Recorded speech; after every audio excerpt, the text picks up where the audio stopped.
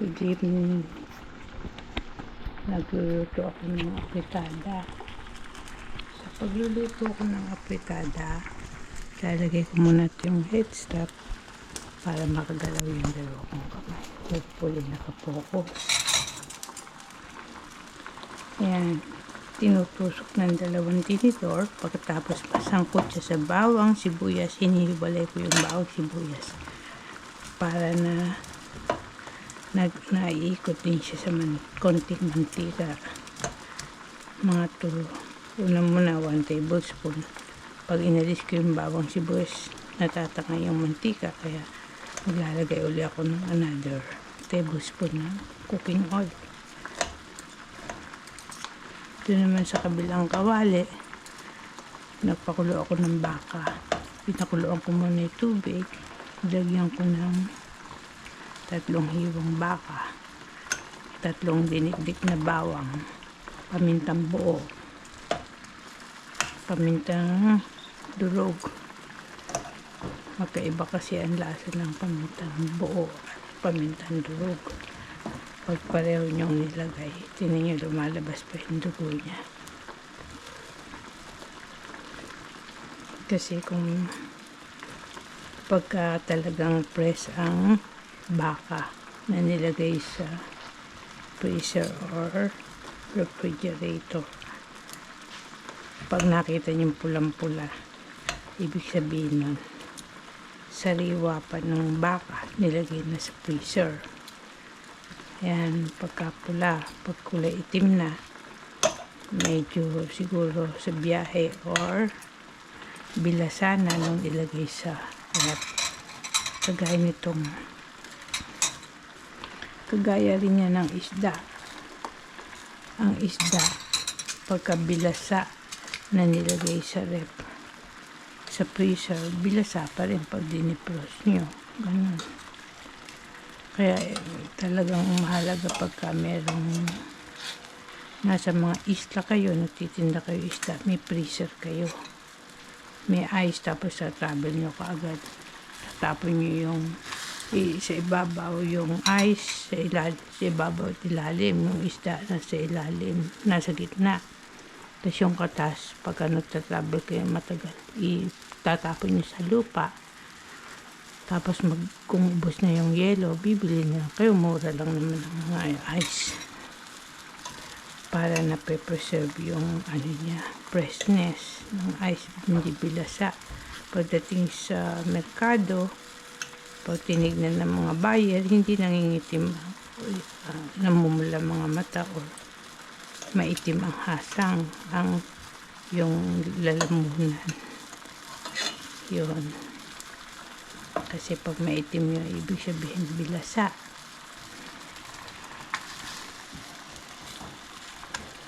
Yan.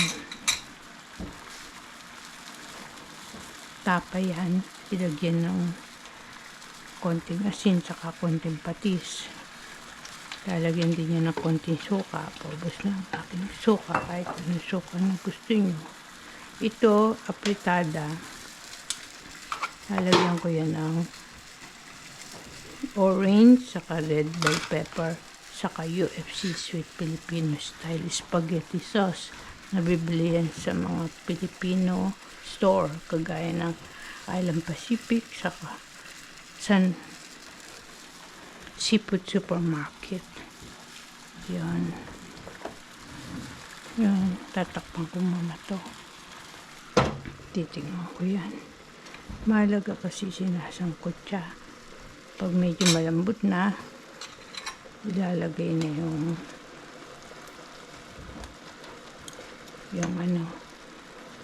lalagyan ko pa rin yan ng konting tubig. Lalagay ko muna to, tapos lalagyan ko ng konting tubig. Pag may hybrid kayo, pwede kayong magdagdag ng bawang, kasi inaalis na namin yung taba nito. Inaalis ko sa mister ko, busy kasi ako. Ayan, mamaya lalagay ko na to.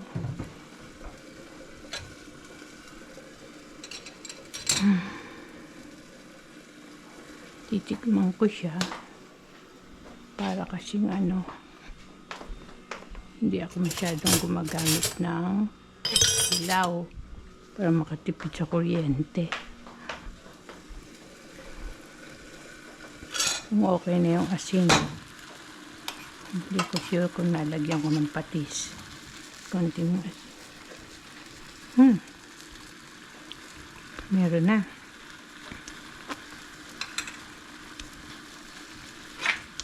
Kasi sa tapa, okay lang na medyo maalat. Kasi kakain naman yan sa kanin. Paunti-unti ang ulam. Pwede yan sa kanin, pwede yan sa itlog. Piniritong itlog.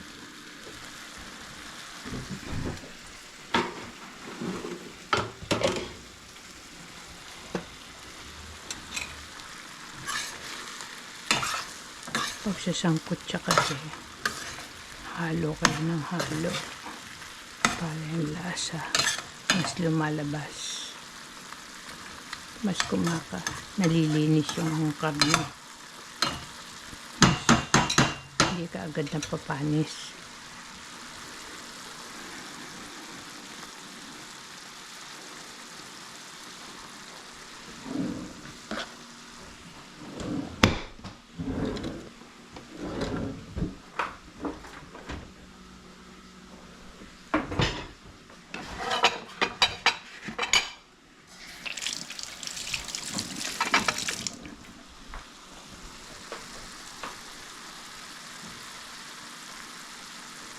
Tapos, lalagyan ko ng konting suka.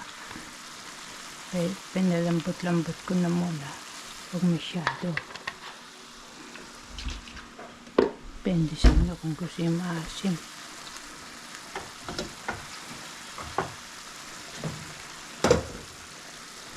Tapos mamaya yan, lalagyan ko ng mantika.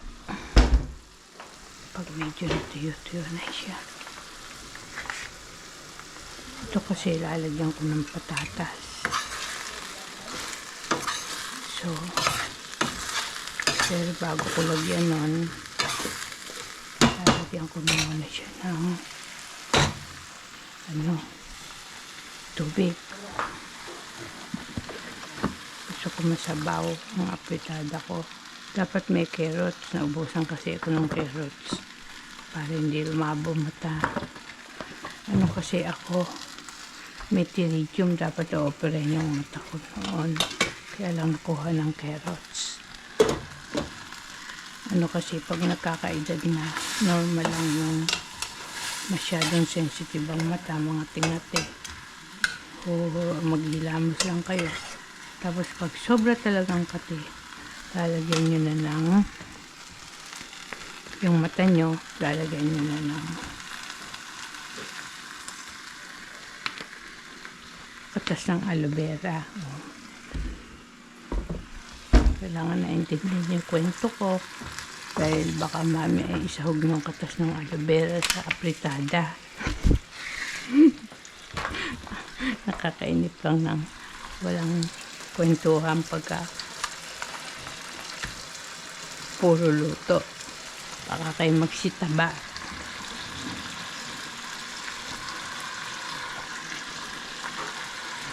Yan.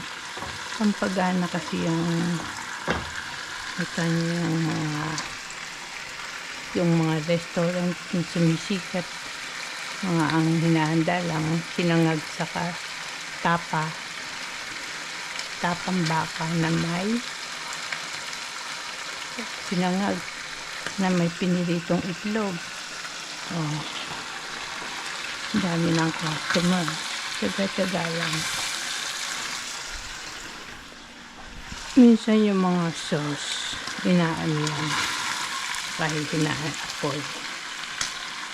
Inaano yung karne. Para hindi na susunod. Dumidikit sa laman. Kasi may bawang yan.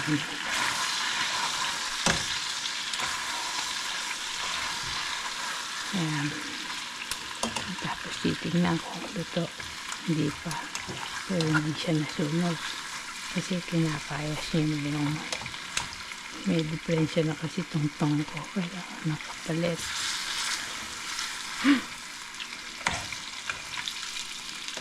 Yan. Isa kasi pag mga isang konting items lang, may iwas na rin ako kapupunta sa store. Natetempt na bumili ng kung ano-anong kuyagot.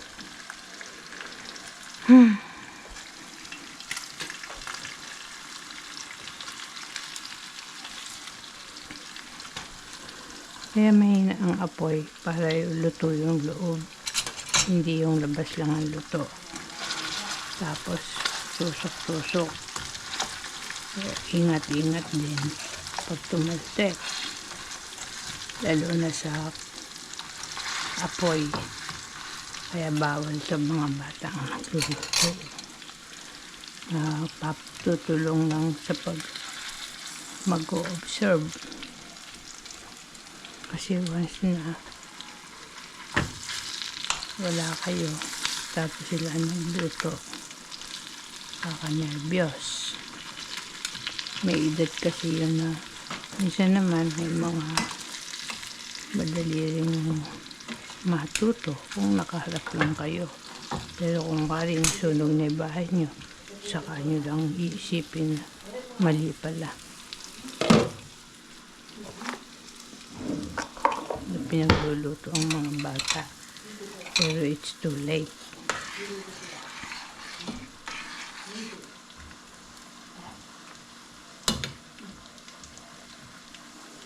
Kailangan maaga pa lang nagluluto na. Ay, mali. Yan pala yan. Para magtrabaho mo kayo, saka nagmamalinig. Kaya sinasangkot na sa gabi para sa umaga. Kaya lulutuin na sa umaga, iinit na lang.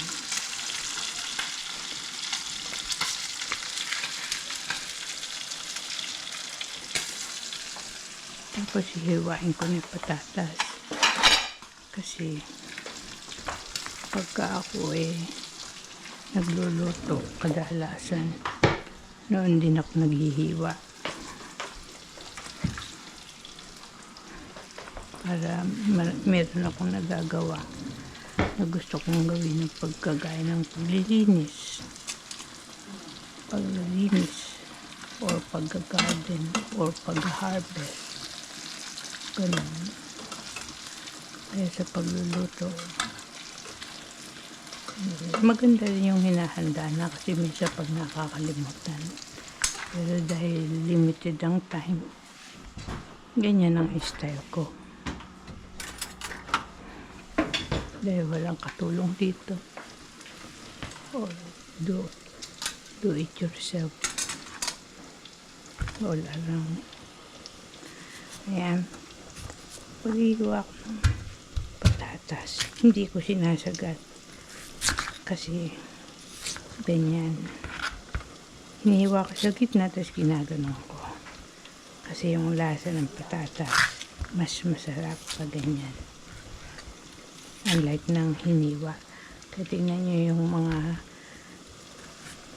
kampit na sa kondol, pag ginamitan ng mga sa restaurant, nagamitan ng kondol, kampit na panghiwa sa kondol, may design, iba lasa. Kaya ako dinadagdagan ng patatas, mas madaming ulam, saka mas healthy to. May maiwan mga taba-taba sa karne, natatangay ng mga ingredients kagaya ng red bell pepper, carrots. Kaya lang nauubos na yung carrots namin, kasi kung bumili ako ano-ano lang, mga konti lang, dahil mahirap din magbalat ng carrots para bago ng bago ang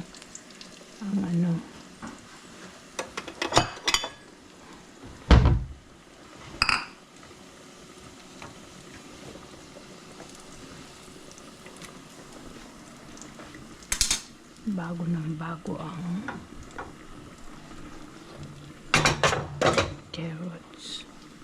Ngayon, hindi ko na to pakikita kung paano ko to niluluto. Basta, show ko lang kung paano ko tinutusok siya. Ngayon, ito, natirang barbecue, iinit ko na lang yan. Almusal. Okay? Thank you for watching. Be sure to subscribe to watch my old and upcoming videos. Bye.